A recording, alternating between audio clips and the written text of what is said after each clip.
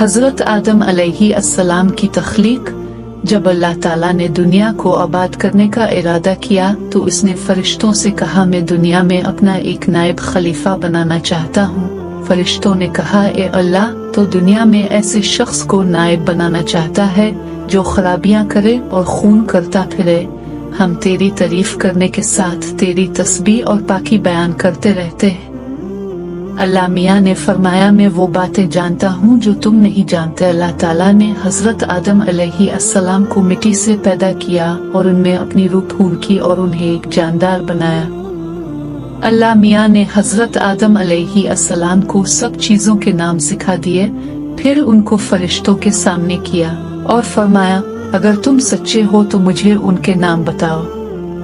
उन्होंने कहा कि तू पाक है, जितना इल्म तूने हमको बख्शा है इसके सिवा हमको कुछ नहीं मालूम। अल्लाह सुब्हानहू व तआला ने फरिश्तों को हुक्म दिया कि वो आदम को एहतराम के साथ सजदा करें, तो वो सब सजदे में गिर पड़े, लेकिन इब्लीस शैतान ने तकब्बुर की वजह से ऐसा करने से इनकार किया और उसे जन्नत से निकाल दिया गया।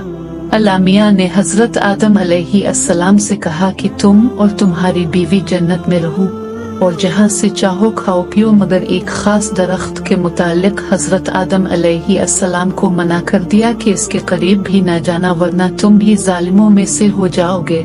इस तरह अल्लाह मियाँ ने हजरत आदम अलैहिस्सलाम का इम्तिहान लिया कि देखिए ये हमारा कहना मानते हैं, आप भूल जाते हैं और शैतान के बहकाए में आ जाते हैं। शैतान जो पहले ही हजरत आदम से नाराज था कि उनकी वजह से वो खुदा ताला के दरबार से निकला और खुदा ताला की लानत इस पर हुई और उसने कसम खाई थी कि मैं हजरत आदम और उसकी औलाद को क़यामत तक बहकाता रहूंगा कि अल्लाह मियाँ का कहना ना माने और खूब बुराइयां फैलाए।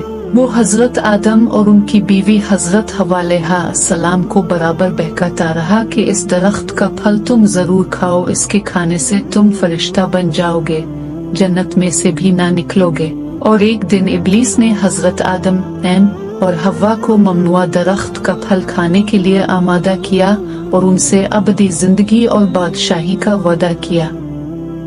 हालांकि वो जानते थे कि ये अल्लाह के हुक्म के खिलाफ है, लेकिन इब्लीस की बातों से लालच में आकर दरख्त का फल खा लिया और जन्नत का लिबास इनके बदन से गायब हो गया और वो जन्नत के पत्तों से अपने बदन को छुपाने लगे। उन्हें अपनी गलती का एहसास हुआ और शर्मिंदगी हुई।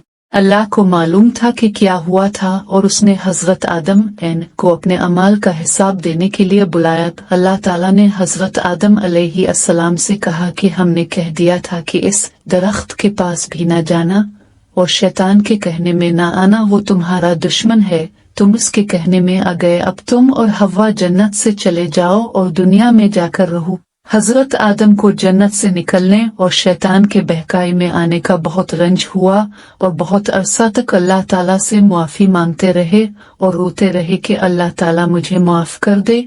आखिर अल्लाह मियाँ को रहम आया और हजरत आदम को ये दुआ सिखाई कि हमारे रब, हमने अपने ऊपर जुल्म किया और तो हम पर रहम नहीं करिएगा तो हम बड़ा नुकसान उठाने वालों में से हो जाएंगे। तो हजरत आदम ने ये दुआ बहुत गिड़गिड़ा कर मांगी और अल्लाह मियाँ तो बहुत रहम करने वाले हैं।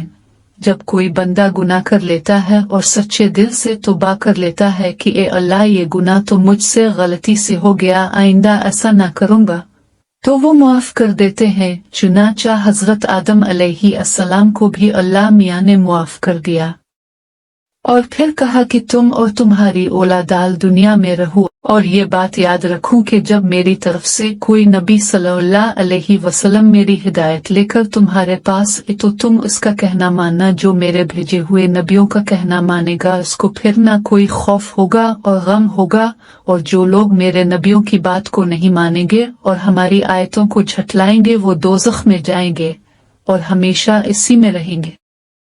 इसके बाद हजरत आदम अलैहिस्सलाम और हजरत हव्वा अलैहिस्सलाम दुनिया में रहने सहने लगे, खूब जी लगाकर अल्लाह की इबादत करते। उनकी बहुत औलाद हुई और दुनिया में सब जगह आबाद होती रही। हजरत आदम अलैहिस्सलाम अपनी औलाद को यही बात बताते रहे कि तुम भी शैतान के बाकाए में ना आना, वो हमारा दुश्मन है और हमको बुरी बातें करने के लिए बहकाता रहता है।